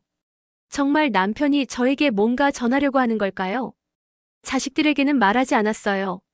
말해봤자 엄마 그런 거 믿지 마세요라고 할 게 뻔했거든요. 하지만 이상하게 마음이 두근거렸어요. 혹시 정말 남편이 저에게 올지도 모른다는 기대감 때문이었을까요? 다음 날부터 저는 평상시보다 더 조심스럽게 생활했어요. 혹시 남편이 나타나면 놓치지 않으려고요. 특히 남편이 자주 앉던 소파나 평소에 물건을 두던 곳들을 유심히 봤어요. 혹시 뭔가 달라진 게 있나 해서요. 하지만 며칠이 지나도 별다른 일은 없었어요. 그냥 평범한 일상이 반복될 뿐이었어요. 역시 그런 건 다 가짜구나라고 생각하려 했지만 마음 한구석에서는 여전히 기대하고 있었어요. 그러던 어느 날 오래된 옷장을 정리하게 되었어요. 환절기라 옷을 바꿔가려고 했는데 옷장이 너무 어수선했어요. 남편 옷들이 아직 그대로 걸려 있었거든요. 이제 정리해야겠다. 마음을 굳게 먹고 남편 옷들을 꺼내기 시작했어요. 하지만 손에 잡힐 때마다 추억이 떠올랐어요. 회색 양복은 우리 둘째 결혼식 때 입던 거였고 체크 셔츠는 제가 생일 선물로 사준 거였어요. 낡은 스웨터는 남편이 즐겨 입어서 소매가 다 늘어난 거였고요. 하나씩 꺼내면서 냄새를 맡았어요. 이제는 남편 냄새는 거의 사라지고 옷장 냄새만 났지만 그래도 그리웠어요. 맨 안쪽에 걸린 작업복을 꺼내는데 뭔가 무거운 느낌이 들었어요. 주머니에 뭔가 들어있는 것 같았어요. 뭐가 들어있지? 주머니에 손을 넣어보니 작은 종이 한 장이 만져졌어요. 꺼내서 보니 오래돼서 누렇게 바랜 종이였어요. 글씨가 희미하게 쓰여 있었는데 자세히 보니 남편 손글씨였어요. 정순아, 내가 곁에 있다. 여보, 너 혼자가 아니다. 그 순간 저는 주저앉을 뻔했어요. 손이 벌벌 떨렸어요. 신점에서 들었던 바로 그 말이 적혀 있었거든요. 그것도 남편 손글씨로. 종이를 다시 자세히 봤어요. 분명히 남편이 쓴 글씨였어요. 그 특유의 각진 글씨체, 알을 쓸 때의 삐침 모든 게 남편의 글씨체였어요. 하지만 언제 이런 걸 써둔 걸까요? 그리고 왜 작업복 주머니에? 종이를 이리저리 살펴봤지만 날짜는 적혀 있지 않았어요. 하지만 종이가 많이 낡은 걸 보니 꽤 오래된 것 같았어요. 정순아, 내가 곁에 있다. 그 문구를 몇 번이고 읽었어요. 남편이 저를 부르던 바로 그 목소리가 들리는 것 같았어요. 여보, 너 혼자가 아니다. 특히 이 문장이 가슴에 와닿았어요. 지금까지 저는 정말 혼자라고 생각했거든요. 남편이 떠난 후 완전히 혼자가 된 줄 알았는데. 그런데 정말 남편이 제 곁에 있는 건가요? 제가 보지 못할 뿐이지 실제로는 옆에서 저를 지켜보고 있는 건가요? 쪽지를 꼭 쥐고 소파에 앉았어요. 갑자기 주변이 다르게 보이기 시작했어요. 혹시 지금도 남편이 여기 앉아 있는 건 아닐까요? 제 옆에서 저와 함께 이 쪽지를 보고 있는 건 아닐까요? 여보, 정말 여기 있어? 조용히 불러봤지만 대답은 없었어요. 하지만 이상하게 마음이 따뜻해졌어요. 신점에서 들은 말이 맞았어요. 정말 남편의 메시지를 받게 된 거예요. 그런데 왜 하필 지금 발견하게 된 걸까요? 5년 동안 그 작업복은 옷장에 있었는데 왜 오늘에야 찾게 된 걸까요? 혹시 남편이 저를 이끌어준 건 아닐까요? 제가 그 쪽지를 찾을 수 있도록 여러 가지 생각이 머릿속을 스쳤어요. 하지만 확실한 건 하나였어요. 이건 우연이 아니라는 것. 신점에서 들은 말과 쪽지 내용이 정확히 일치하는 건 절대 우연일 수 없어요. 정말 남편이 저에게 메시지를 전한 거예요. 죽어서도 저를 걱정하고 저를 지켜보고 있다는 메시지를. 쪽지를 가슴에 품고 눈을 감았어요. 그러면 남편이 더 가까이 있는 것 같았어요. 고마워, 여보. 나한테 이런 선물을 남겨줘서. 그때 어디선가 바람이 불어왔어요. 창문은 닫혀 있었는데도 시원한 바람이 뺨을 스쳤어요. 혹시 남편이 대답해준 건 아닐까요? 그 쪽지를 발견한 후 저는 자식들에게 보여주고 싶었어요. 이제야 신점에서 들은 말이 사실이라는 걸 증명할 수 있겠다 싶어서요. 다음 날 민석이가 찾아왔을 때 조심스럽게 쪽지를 보여줬어요. 민석아, 이거 봐. 뭐예요, 엄마? 아버지가 남기신 쪽지야. 민석이가 쪽지를 받아보더니 고개를 갸우뚱했어요. 엄마, 이게 뭐예요? 읽어봐. 정순아, 내가 곁에 있다. 여보, 너 혼자가 아니다. 민석이가 쪽지를 다 읽고 나서 한숨을 쉬었어요. 어머니, 그거 옛날에 아버지가 쓰신 거 남은 거예요. 응, 그런데 신점에서 들은 말과 똑같아. 어머니, 그런 건 우연이에요. 미신 같은데 현혹되지 마세요. 우연이라고요? 어떻게 이런 일이 우연일 수 있나요? 민석아, 너는 정말 그렇게 생각해? 네, 엄마. 아버지가 돌아가시기 전에 미리 써두신 걸 거예요. 엄마가 외로워할까봐. 민석이의 말이 틀릴 수도 있어요. 하지만 저는 다른 느낌이 들었어요. 수진이에게도 보여줬는데 반응은 마찬가지였어요. 엄마, 그런 말에 휘둘리면 어머니만 더 힘들어져요. 수진아, 하지만 이건 엄마, 아버지는 이미 좋은 곳으로 가셨어요. 자꾸 이런 걸로 마음 아파하지 마세요. 자식들은 제 마음을 전혀 이해하지 못하는 것 같았어요. 이 쪽지가 저에게 얼마나 큰 위로가 되는지 모르는 거예요. 며느리 영희는 더 직설적이었어요. 어머니, 요즘에 그런 점집에서 다 그런 식으로 해요. 미리 조사해서 그럴듯하게 맞춰주는 거예요. 영희야, 그럼 이 쪽지는 뭐야? 어머니, 그건 정말 아버지가 예전에 써두신 것 같은데. 하지만 그것과 점집 얘기는 별개예요. 조사를 해서 맞춰준다고요? 그럼 제가 바보처럼 속은 건가요? 하지만 저는 확신이 있었어요. 이건 단순한 우연이 아니에요. 정말 남편이 저에게 메시지를 전한 거예요. 그날 밤 혼자 있으면서 쪽지를 다시 봤어요. 아무리 봐도 남편 글씨체가 맞아요. 그리고 여보라는 호칭. 남편이 저를 부를 때만 쓰던 말이에요. 다른 사람은 절대 모를 수 없는 말이에요. 자식들이 뭐라고 하든 저는 믿고 싶었어요. 남편이 정말 제 곁에 있다는 걸. 그런데 한편으로는 의심도 들었어요. 정말 이런 일이 가능한 걸까요? 죽은 사람이 산 사람에게 메시지를 전한다는 게 과학적으로 생각해보면 말이 안 돼요.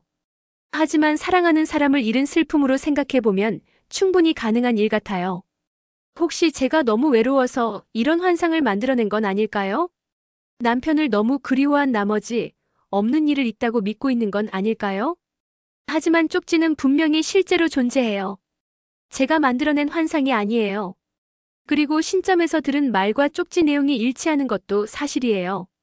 이 모든 게 우연이라고 하기에는 너무 정확해요. 저는 그날 밤 오랫동안 잠들지 못했어요. 계속 생각이 꼬리를 물었거든요. 만약 정말 남편이 제 곁에 있다면 다른 메시지도 있을까요? 다른 곳에도 남편의 흔적이 숨어 있을까요? 아니면 이게 전부일까요?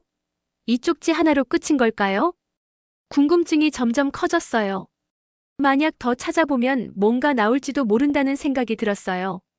다음 날부터 저는 집안 곳곳을 뒤져봤어요. 남편이 자주 사용하던 곳들, 물건을 둬뒀을 만한 곳들을 모두 확인했어요. 서랍 안, 책장 뒤, 옷장 구석, 심지어 침대 밑까지. 하지만 특별한 건 없었어요. 그래도 포기하지 않았어요. 분명히 어딘가에 더 있을 거라는 확신이 들었거든요. 그 쪽지를 발견한 지 며칠 후부터 이상한 일들이 일어나기 시작했어요. 처음에는 잠결에 누군가 저를 부르는 소리를 들었어요. 정순아. 희미하지만 분명히 들렸어요. 남편 목소리 같았어요. 눈을 번쩍 떠서 주위를 둘러봤지만 아무도 없었어요. 시계를 보니 새벽 3시였어요. 꿈이었나? 다시 누워서 잠들려고 했는데 또 들렸어요. 여보. 이번에는 더 또렷했어요. 분명히 남편 목소리였어요. 저는 침대에서 일어나 거실로 나갔어요. 혹시 남편이 소파에 앉아 있을까 해서요. 하지만 역시 아무도 없었어요. 다만 이상한 느낌이 들었어요. 방금 전까지 누군가 여기 있었던 것 같은 느낌이요. 특히 남편이 즐겨 앉던 소파 자리를 봤는데 쿠션이 살짝 들어가 있는 것 같았어요.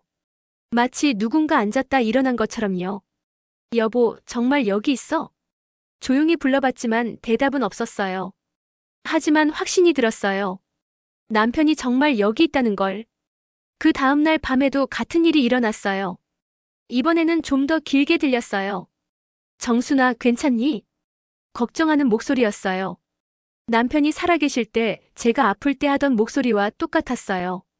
여보, 나 괜찮아. 너무 그리워. 혼잣말로 대답했어요. 그러면 남편이 들을 수 있을 것 같아서요. 그때 정말 신기한 일이 일어났어요. 갑자기 따뜻한 바람이 불어온 거예요. 창문은 모두 닫혀 있었는데도 말이에요. 마치 누군가 저를 안아주는 것 같은 느낌이었어요. 눈물이 났어요.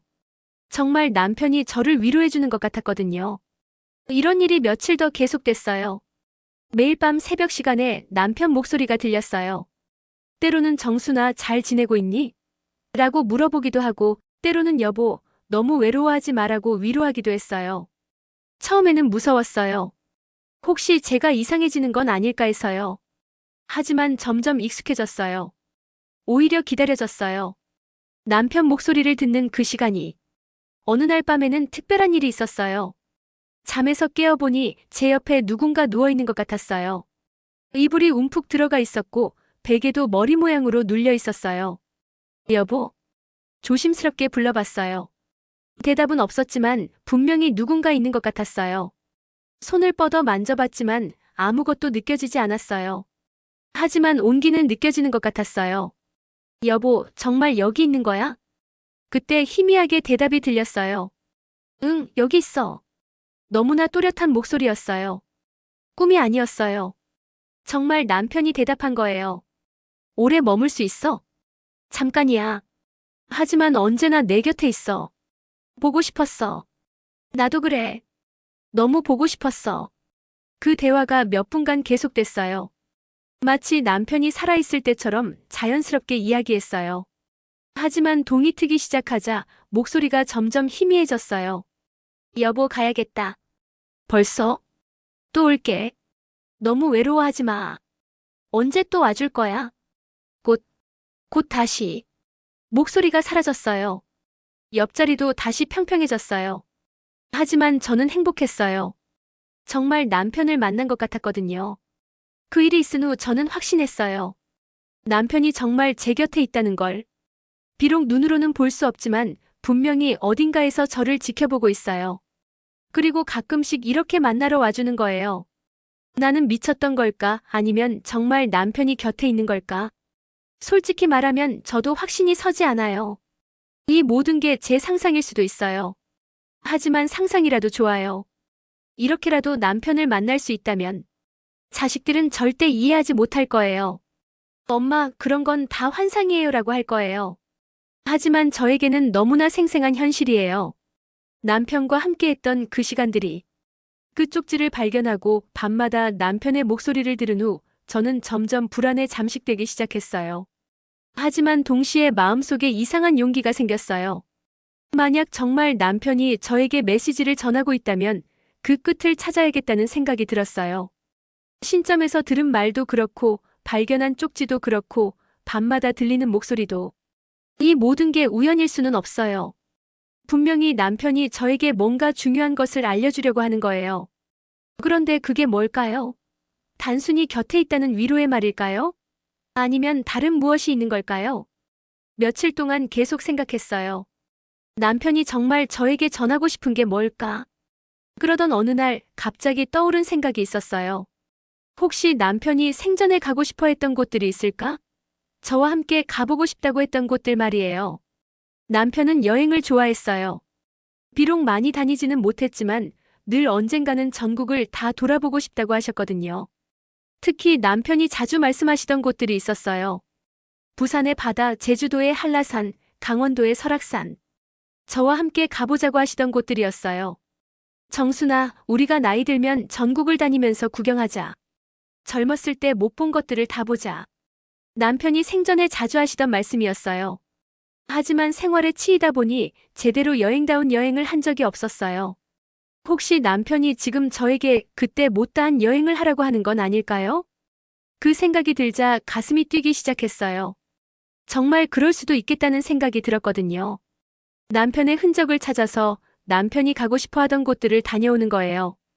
그러면 남편과 함께 여행하는 것 같을 거예요. 하지만 72살인 제가 혼자 전국을 돌아다닐 수 있을까요? 자식들이 알면 말릴 거예요. 엄마, 그 나이에 혼자 여행이 무슨 말이에요? 어머니, 위험해요. 집에서 조용히 지내세요. 분명히 그럴 거예요. 하지만 저는 해보고 싶었어요. 남편과 함께하지 못했던 그 여행을. 그날 밤 다시 남편의 목소리가 들렸어요. 정순아, 용기를 내. 여보, 내가 뭘 해야 하는 거야? 우리가 가려고 했던 곳들. 기억하지? 응, 기억해. 바다도 보고 산도 보고. 그래, 이제 가볼 때가 된 것 같아. 혼자서. 나도 함께 갈게. 내가 보지 못할 뿐이지, 옆에 있을게. 그 말을 듣고 결심이 섰어요. 정말 떠나보기로 했어요. 다음 날부터 여행 준비를 시작했어요. 오랫동안 여행을 해본 적이 없어서 뭘 준비해야 할지 몰랐지만 하나씩 알아보기 시작했어요. 먼저 남편이 가고 싶어 하던 곳들을 정리했어요. 부산, 제주도, 강원도, 전라도. 생각해보니 정말 많았어요. 하지만 한 번에 다 갈 수는 없으니까 순서를 정했어요. 먼저 부산부터 가보기로 했어요. 남편이 가장 가고 싶어 하던 곳이었거든요. 정순아, 바다를 보면서 회 한번 먹어보자. 남편이 자주 하시던 말이 생각났어요. 기차표를 끊고 숙소도 예약했어요. 혼자 하기에는 어려운 일이었지만 동네 여행사에서 도와줘서 겨우 할 수 있었어요. 자식들에게는 말하지 않기로 했어요. 말해봤자 말릴 게 뻔했거든요. 대신 간단한 메모만 남겨두기로 했어요. 걱정하지 말고 며칠 후에 돌아오겠다고. 짐을 쌀 때는 설렜어요. 정말 오랜만에 느껴보는 설렘이었어요. 마치 신혼여행을 가는 것 같았어요. 작은 여행 가방에 옷 몇 벌과 세면도구, 그리고 남편의 쪽지를 넣었어요. 남편과 함께 찍은 사진도 하나 챙겼어요. 정말 내가 이런 일을 할 수 있을까? 가끔 불안하기도 했어요. 하지만 남편이 옆에 있다고 생각하니 용기가 났어요. 출발 전날 밤 마지막으로 남편의 목소리를 들었어요. 정순아, 준비됐니? 응, 준비됐어. 하지만 무서워. 무서워하지 마. 내가 함께 갈 테니까. 정말, 정말이야. 우리가 오래전부터 하고 싶었던 여행이잖아. 고마워, 여보. 나야말로 고마워. 이런 용기를 내줘서. 그 대화를 끝으로 목소리는 들리지 않았어요. 하지만 마음은 따뜻했어요. 다음 날 아침 일찍 일어났어요. 평소보다 이 시간이나 빨리 일어났는데도 전혀 피곤하지 않았어요. 오히려 가슴이 두근거렸어요. 정말 오랜만에 느껴보는 설렘이었어요. 간단히 아침을 먹고 짐을 챙겼어요. 작은 보따리 하나면 충분했어요. 많은 짐이 필요한 여행은 아니었거든요. 거울 앞에 서서 옷차림을 확인했어요. 남편이 좋아하던 옷을 입었어요. 연한 파란색 블라우스였는데 남편이 이 옷이 제일 예뻐라고 하셨던 기억이 나요. 여보, 어때? 괜찮아? 거울 속 제 모습에게 물어봤어요. 72살 치고는 나쁘지 않은 모습이었어요. 현관문을 나서기 전에 잠시 멈춰 섰어요. 정말 이렇게 떠나는 게 맞을까요? 하지만 돌아볼 생각은 없었어요. 이미 결심한 일이었거든요. 여보, 가자. 혼잣말로 말하고 문을 열었어요. 아침 공기가 상쾌했어요. 가을바람이 볼을 스치면서 뭔가 새로운 시작을 알리는 것 같았어요. 버스 정류장까지 걸어가면서 주변을 둘러봤어요. 평소에는 그냥 지나쳤던 길인데 오늘은 모든 게 새롭게 보였어요. 길가의 코스모스, 아침 조깅을 하는 사람들, 출근하는 사람들. 모든 게 특별해 보였어요. 버스를 기다리면서 생각했어요. 정말 남편이 함께 가고 있는 걸까요? 그때 바람이 불어왔어요. 마치 누군가 제 어깨를 두드리는 것 같은 바람이었어요. 그래, 함께 가는 거야. 마음속으로 확신했어요. 버스가 도착했어요. 문이 열리면서 새로운 세상이 저를 기다리는 것 같았어요. 어디까지 가세요? 기사님이 물어봤어요. 서울역까지요. 네, 들어오세요. 버스에 올라서 자리에 앉았어요. 창가 자리였는데 밖 풍경이 잘 보였어요. 버스가 출발하자 집이 점점 멀어졌어요. 하지만 전혀 아쉽지 않았어요. 오히려 자유로운 기분이었어요. 정말 떠나는구나. 감개무량했어요. 72년을 살면서 이렇게 혼자 멀리 떠나본 적이 없었거든요. 항상 가족을 위해, 남편을 위해, 자식들을 위해 살았는데 이제는 저를 위한 시간이 시작되는 거예요. 물론 남편을 위한 여행이기도 해요. 하지만 동시에 저를 위한 여행이기도 해요. 서울역에 도착했을 때는 오전 10시쯤이었어요. 사람들이 정말 많았어요. 모두들 어딘가로 가고 있었어요. 저도 그중 하나가 된 기분이었어요. 어딘가로 떠나는 여행자 중 하나로요. KTX 대합실에서 기차를 기다리면서 주변을 둘러봤어요. 젊은 커플들, 가족 단위 여행객들, 출장 나온 직장인들. 모두들 각자의 목적지가 있었어요. 저도 이제 목적지가 있어요. 부산. 남편과 함께 가보고 싶었던 곳. 부산행 KTX 열차가 곧 출발합니다. 안내방송이 나왔어요. 드디어 떠날 시간이었어요. 플랫폼으로 나가면서 가슴이 뛰었어요. 정말 오랜만에 느껴보는 설렘이었어요. 기차에 올랐을 때는 약간 긴장됐어요. 혼자 이런 긴 여행을 해본 적이 없었거든요. 하지만 곧 마음이 편해졌어요. 창밖으로 지나가는 풍경을 보니 평온해졌어요. 여보, 우리 정말 떠나는구나. 마음속으로 남편에게 말했어요. 그러면 남편이 옆자리에서 함께 풍경을 보고 있을 것 같았어요. 기차가 서울을 벗어나면서 점점 남쪽으로 향했어요. 창밖으로는 논과 밭, 산과 강이 지나갔어요. 남편과 함께 봤다면 얼마나 좋았을까요? 하지만 지금도 함께 보고 있다고 생각하니 외롭지 않았어요. 부산까지는 약 3시간 걸린다고 했어요. 그 시간 동안 저는 남편과의 추억을 떠올렸어요. 결혼 초기에 함께한 작은 여행들, 아이들이 어릴 때 갔던 놀이공원, 가끔씩 함께 산책했던 공원들. 모든 게 소중한 추억이었어요. 그리고 이제 새로운 추억을 만들어가는 거예요. 비록 남편은 보이지 않지만 함께하는 추억을.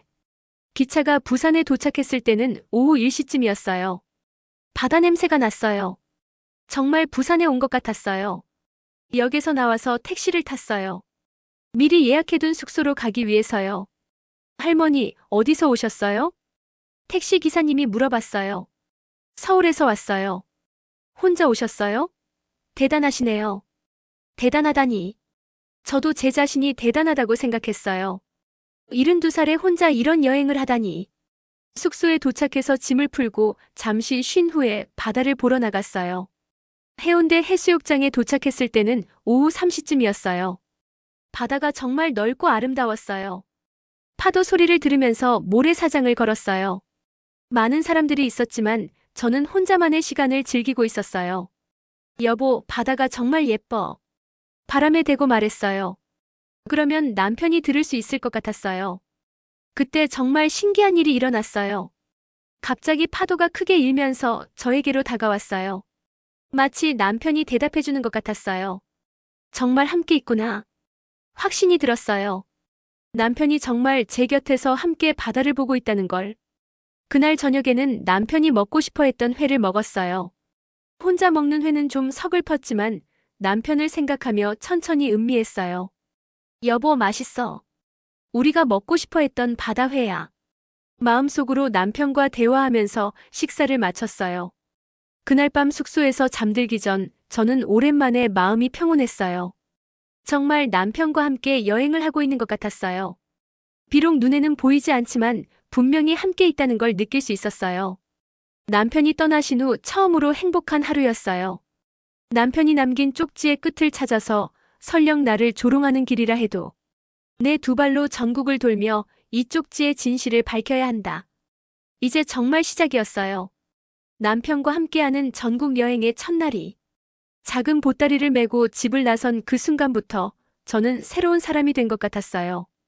72년을 살면서 처음으로 저만을 위한, 저와 남편만을 위한 시간을 갖게 된 거예요. 비틀거리는 걸음에도 표정은 단단했어요. 이제 되돌아갈 생각은 없었거든요. 앞으로 어떤 일이 기다리고 있을지 모르지만 남편이 함께한다면 두렵지 않았어요. 그날 밤 부산의 작은 여관방에서 잠들기 전 나는 처음으로 남편의 목소리를 선명하게 들었다. 여러분들도 아시겠지만 낯선 곳에서 잠들기란 쉽지 않아요. 특히 우리 나이가 되면 더더욱 그렇죠. 침대도 딱딱하고 베개도 낯설고 무엇보다 혼자라는 게 무서웠어요. 시계를 보니 밤 11시. 집에 있었다면 벌써 깊게 잠들었을 시간인데 그날은 왜 그렇게 잠이 안 오던지. 바다에서 불어오는 바람 소리가 창문을 스치고 멀리서 파도 치는 소리가 들렸어요. 평생 바다 근처에서 살아본 적이 없어서 그 소리가 낯설면서도 신기했어요. 남편이 정말 이 소리를 듣고 싶어 했을까? 그런 생각을 하면서 천장을 바라보고 있는데 갑자기 희미한 목소리가 들렸어요. 정순아. 깜짝 놀라서 몸을 일으켰어요. 분명히 누군가 저를 부른 소리였어요. 누구세요? 작은 목소리로 물어봤지만 대답은 없었어요. 방 안을 둘러봤지만 저 혼자뿐이었어요. 또 시작인가? 집에서도 가끔 들렸던 그 목소리. 혹시 여행을 와서도 들리는 건 아니겠지요? 다시 누우려는데 또 들렸어요. 여보. 이번에는 더 또렷했어요. 분명히 남편 목소리였어요. 그 특유의 낮고 따뜻한 목소리. 여보, 정말 당신이야? 떨리는 목소리로 물어봤어요. 방 안은 여전히 조용했지만 어딘가에서 남편이 저를 보고 있는 것 같은 느낌이 들었어요. 그때 창가 쪽에서 바람이 불어왔어요. 창문은 닫혀 있었는데도 시원한 바람이 제 뺨을 스쳤어요. 마치 누군가 저를 어루만져주는 것 같았어요. 여보, 정말 여기 있는 거야? 응. 여기 있어. 대답이 들렸어요. 정말 남편이 대답한 거예요. 가슴이 두근두근 뛰었어요. 무서우면서도 반가웠어요. 정말 남편이 저와 함께 여행을 온 건가요? 어디에 있어? 보이지 않아. 볼 수는 없어도. 옆에 있어. 남편의 목소리가 점점 선명해졌어요.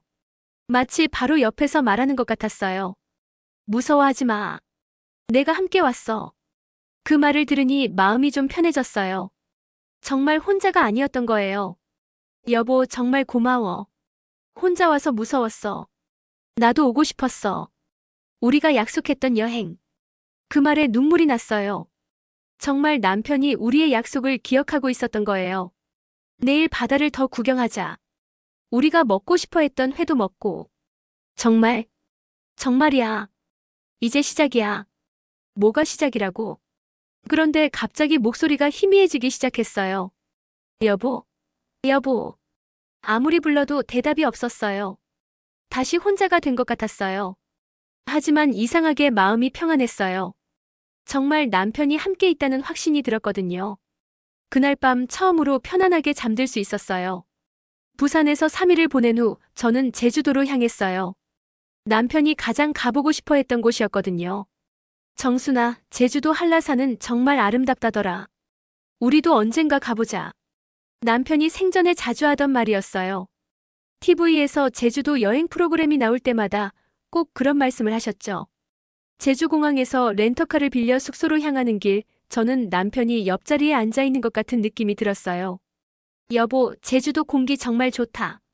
냄새가 다르네. 혼잣말로 중얼거렸는데 정말 대답이 들리는 것 같았어요. 그래. 정말 좋다. 깜짝 놀라서 옆자리를 봤지만 아무도 없었어요. 하지만 분명히 들렸어요. 숙소는 한라산이 보이는 작은 펜션이었어요. 창문을 열면 한라산의 웅장한 모습이 한눈에 들어왔어요. 여보, 봐봐. 한라산이야. 정말 크다. 그때 또 목소리가 들렸어요. 정말 아름답다. 이번에는 확실했어요. 남편이 정말 옆에서 함께 보고 있다는 걸. 그날 저녁 펜션 정원에 나가서 한라산을 바라보며 앉아 있는데 남편의 목소리가 더욱 선명하게 들렸어요. 여보, 고마워. 뭐가 고마워? 이렇게 나를 데리고 와줘서. 당연하지. 우리 약속이었잖아. 미안해. 혼자 두고 가서. 남편의 목소리에 슬픔이 묻어 있었어요. 저는 눈물이 났어요. 미안하다고 하지 마. 지금이라도 함께 있으면 되는 거야. 정순아. 나는 너를 정말 사랑했어. 나도 알아. 나도 당신을 정말 사랑했어.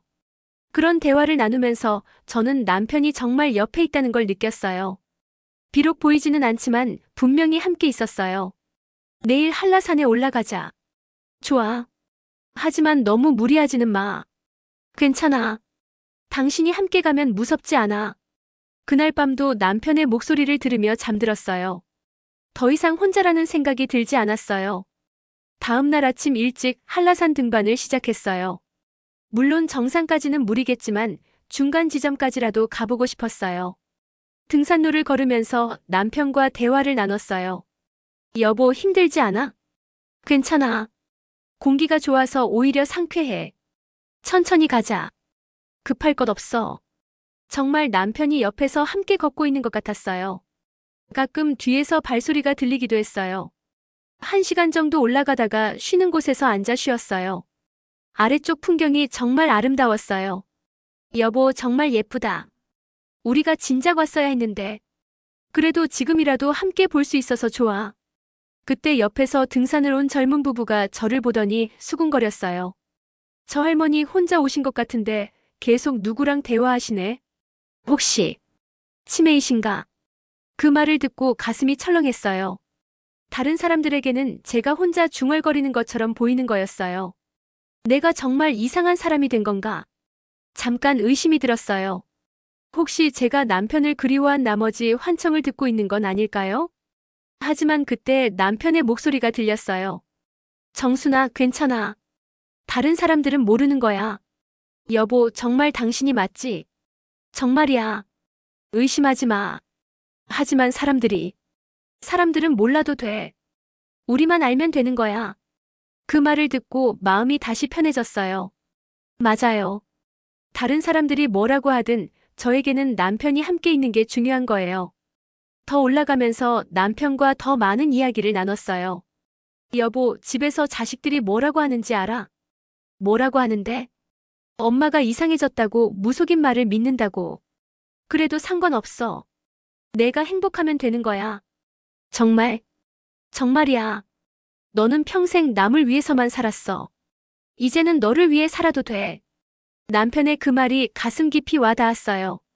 정말 저는 평생 다른 사람을 위해서만 살았던 것 같아요. 남편을 위해서, 자식들을 위해서, 가족을 위해서. 정작 저 자신을 위해서는 뭘 해본 적이 없었어요. 하지만 이 여행은 달랐어요. 비록 남편과 함께하는 여행이지만 동시에 저를 위한 여행이기도 했어요. 고마워, 여보. 이런 말 해줘서. 천만에. 당연한 말이야.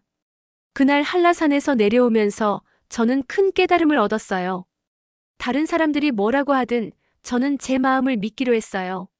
남편이 정말 함께 있든 아니든 이 여행은 저에게 정말 소중한 시간이었어요. 300- 강원도 설악산의 비밀. 제주도에서 일주일을 보낸 후 저는 강원도로 향했어요. 설악산을 보러 가는 거였어요. 기차를 타고 가면서도 남편과 대화를 나눴어요. 이제는 자연스러워졌어요. 여보, 설악산도 정말 가보고 싶어 했지? 그럼. 단풍이 예쁘다고 했어. 지금은 가을이니까 단풍이 정말 예쁠 거야. 설악산에 도착했을 때는 오후였어요. 정말 단풍이 아름다웠어요. 산 전체가 빨갛고 노랗게 물들어 있었어요. 여보, 정말 예쁘다. 그림 같아. 그래. 정말 아름답다. 남편의 목소리도 감탄이 묻어 있었어요. 숙소에서 짐을 풀고 나서 저는 산책을 나갔어요. 설악산 자락을 천천히 걸으면서 단풍을 구경했어요. 그런데 그때 이상한 일이 일어났어요. 갑자기 남편의 목소리가 평소와 달리 진지해졌어요. 정순아, 내가 너한테 중요한 얘기가 있어. 무슨 얘기? 집에 돌아가면 서랍을 다시 찾아봐. 서랍? 이미 다 찾아봤는데? 아니야. 더 깊이 찾아봐. 내가 숨겨둔 게 더 있어. 갑자기 가슴이 두근거렸어요.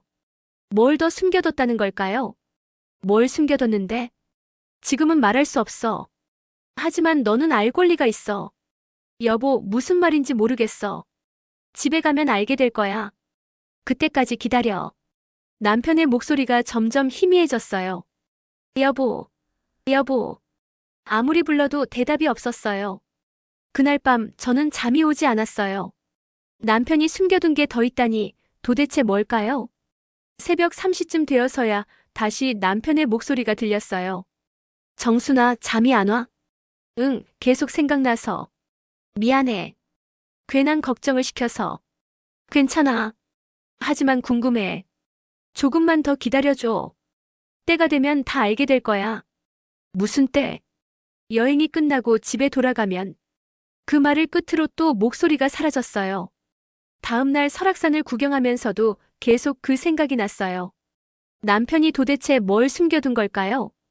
그리고 왜 지금에야 알려주는 걸까요? 설악산에서 나와 전라도로 향했어요. 남편이 생전에 전라도 음식을 꼭 먹어보고 싶다고 하셨던 기억이 났거든요. 전주에 도착해서 한옥마을에 숙소를 잡았어요. 정말 아름다운 곳이었어요. 전통 한옥에서 자는 것도 처음이었고요. 그날 저녁 전주 비빔밥으로 유명한 식당에서 혼자 저녁을 먹었어요. 여보, 정말 맛있다.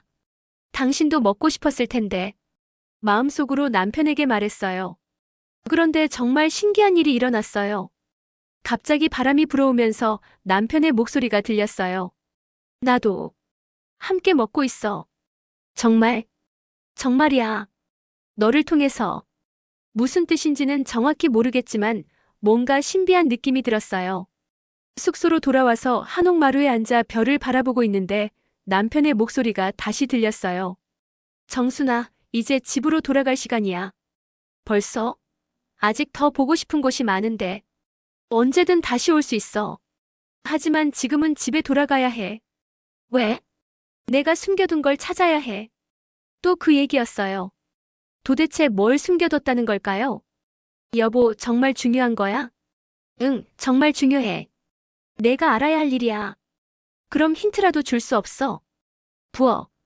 가장 깊은 곳을 찾아봐. 부엌. 응. 내가 마지막에 숨겨둔 곳. 남편의 목소리가 점점 희미해졌어요. 여보, 더 자세히 말해줘. 하지만 대답은 없었어요. 그날 밤 저는 결심했어요. 이제 집으로 돌아가자고. 남편이 그렇게 말하는 데는 분명한 이유가 있을 거예요. 전라도에서 하루 더 머물다가 저는 집으로 향했어요. 일주일간의 여행이 끝나는 거였어요. 기차 안에서도 남편과 대화를 나눴어요. 여보, 정말 즐거웠어. 평생 잊지 못할 여행이었어. 나도 그래. 함께 할 수 있어서 행복했어. 집에 가면 정말 뭔가 찾을 수 있을까? 찾을 수 있을 거야. 내가 너만을 위해 남겨둔 거니까. 무서워. 혹시 나쁜 일은 아니겠지? 나쁜 일이 아니야. 오히려 좋은 일이야. 남편의 말에 조금 안심이 됐어요. 집에 도착했을 때는 저녁이었어요. 일주일 만에 보는 집이 정말 반가웠어요. 하지만 동시에 긴장됐어요. 정말 남편이 뭔가 숨겨둔 게 있을까요?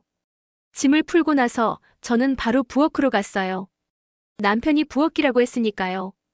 가장 깊은 곳을 찾아보라고 했는데 부엌을 둘러봤지만 어디부터 찾아야 할지 모르겠더라고요. 그때 남편의 목소리가 들렸어요. 싱크대 아래. 맨 안쪽. 싱크대 아래. 응. 내가 마지막에 숨겨둔 곳. 저는 싱크대 아래 문을 열어봤어요. 각종 청소용품과 냄비들이 있었어요. 맨 안쪽을 더 자세히 봤는데 벽 쪽에 작은 틈이 있는 것 같았어요.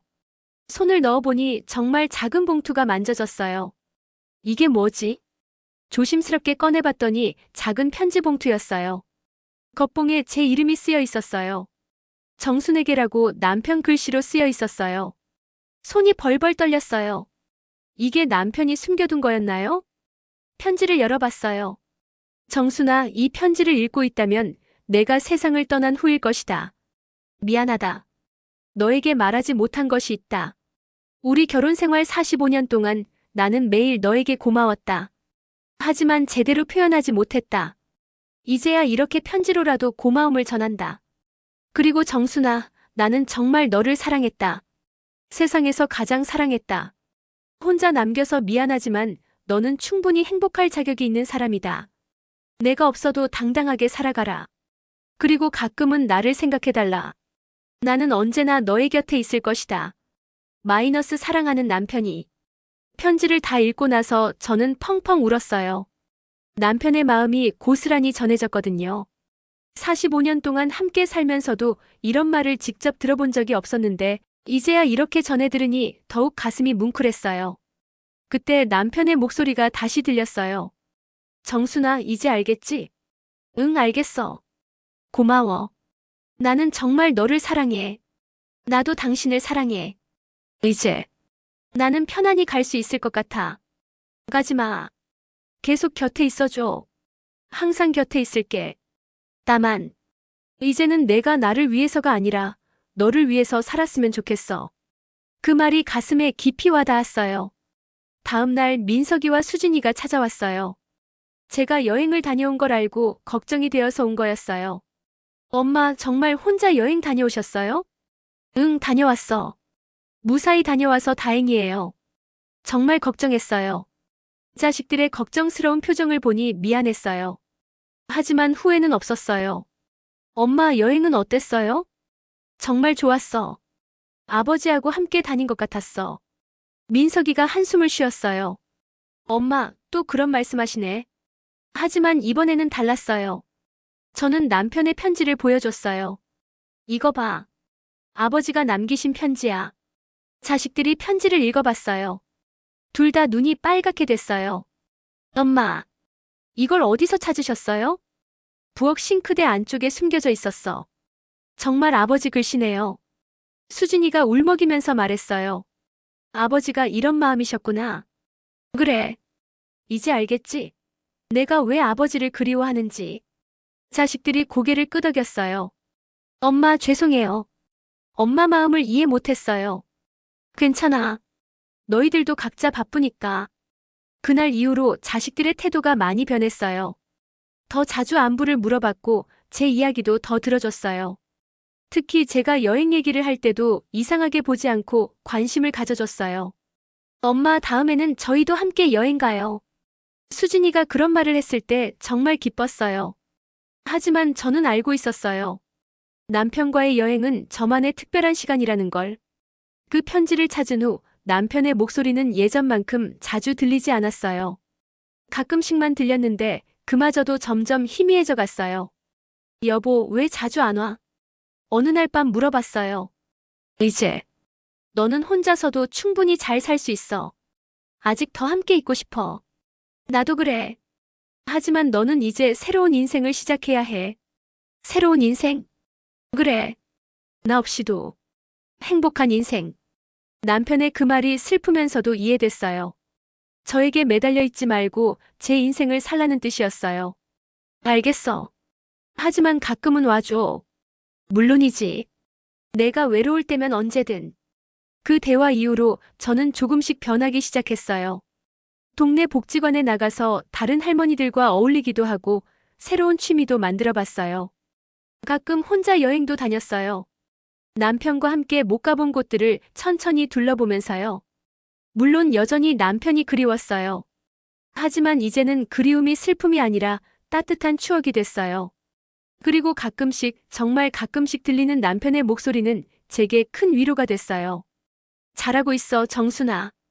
고마워, 여보. 그런 대화를 나누며 저는 새로운 인생을 살아가고 있어요. 1년 후 남편의 기일이 되었어요. 벌써 6년이 지난 거였어요. 그날 밤 오랜만에 남편의 목소리가 선명하게 들렸어요. 정순아, 잘 지내고 있지? 응, 잘 지내고 있어. 당신이 가르쳐준 대로. 다행이다. 이제 정말 홀로서기를 한 것 같아. 응, 이제는 무섭지 않아. 정말 자랑스러워. 여보, 정말 고마워. 이 모든 걸 알려줘서. 천만에. 당연한 거야. 앞으로도 가끔 와줄 거지. 물론이지. 하지만 이제는 너도 알지. 내가 없어도 잘 살 수 있다는 걸. 응, 알아. 그럼 됐어. 이제 나는 정말 편안히 쉴 수 있을 것 같아. 사랑해, 여보. 나도 사랑해, 정순아. 영원히. 그 말을 끝으로 남편의 목소리는 완전히 사라졌어요. 하지만 슬프지 않았어요. 오히려 마음이 평안했어요. 남편이 저에게 준 마지막 선물을 이해했거든요. 혼자서도 살아갈 수 있는 용기. 그리고 사랑하는 사람을 잃었어도 그 사랑은 영원히 제 안에 남아있다는 것. 지금도 가끔 남편 생각이 날 때면 그때의 목소리가 떠올라요. 정순아, 잘하고 있어. 그 목소리가 환청이었는지 정말 남편이었는지는 이제 중요하지 않아요. 중요한 건 그 목소리가 저에게 새로운 삶을 살 수 있는 힘을 줬다는 거예요. 그리고 지금 저는 그 힘으로 살아가고 있어요. 72살에 시작한 새로운 인생을 말이에요.